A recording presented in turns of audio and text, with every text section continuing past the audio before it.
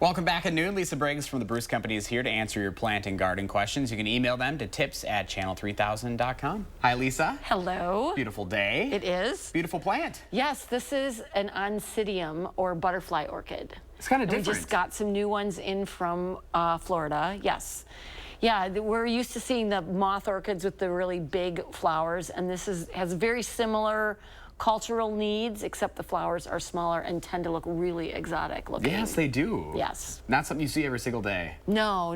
They're super special. So I love it. Yeah. All right, let's get to the questions this afternoon. First up, Wally asks, there's something chewing up the leaves on his rhubarb plants. Is there something he can spray on them to protect the plants?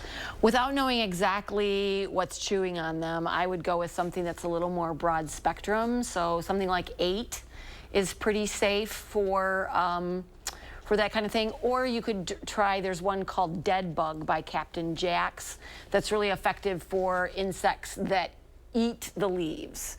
So, and tends to be a little bit more on the organic side. So, Dead Bug by Captain Jack's. All right, question number 2. Diane asks, her green tomatoes on the vine are rotting on the other side of the tomato.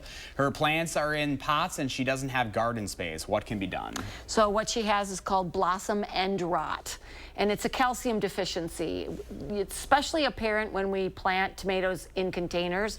Sometimes the watering can be uneven in pots.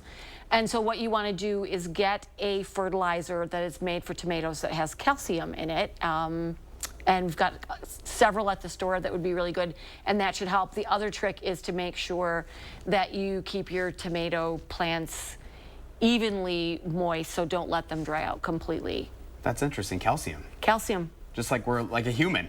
Yep, it's a calcium deficiency. That is so interesting. I know, right? Question from Lori. Lori says, I have an amaryllis that had green leaves and someone cut them off because they bent over. It has grown new leaves and now she uses an upside down tomato cage to support the leaves. Her question is, do you think it may flower this winter or is there something else to do?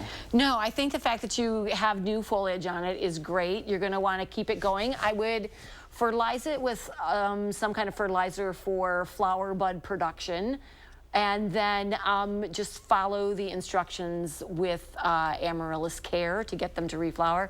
If you want to, you can email our plant desk, plantdesk@brucecompany.com, and we've got a little handout we can send you with instructions. All right, last question here from Linda. Linda's talking about her peonies here. She says her plants have flowered for the last 20 or so years, except for this year. It's in full sun, and they have a few that look like they were going to bloom but didn't. Any reason that you would think why?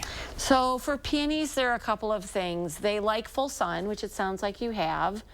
All the rain might have caused the flower buds to rot, but the biggest thing with peonies, especially if they've been in for a long time, is that they're in a garden bed and you're a good mulcher. Peony, the eyes on the peony roots need to be within 1.5 inches of the top of the soil.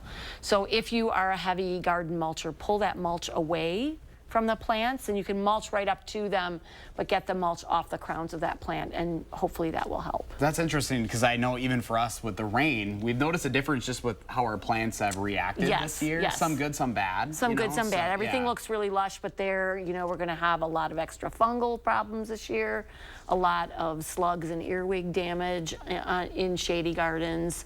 But I love to mulch my garden. It looks really great in the spring after you do it, but there's some plants that really don't like that mulch on top of the roots. Makes sense. Peonies are one. Iris is another one that really resents that. The more you know. The more you know. Lisa, thank you as always. We appreciate it.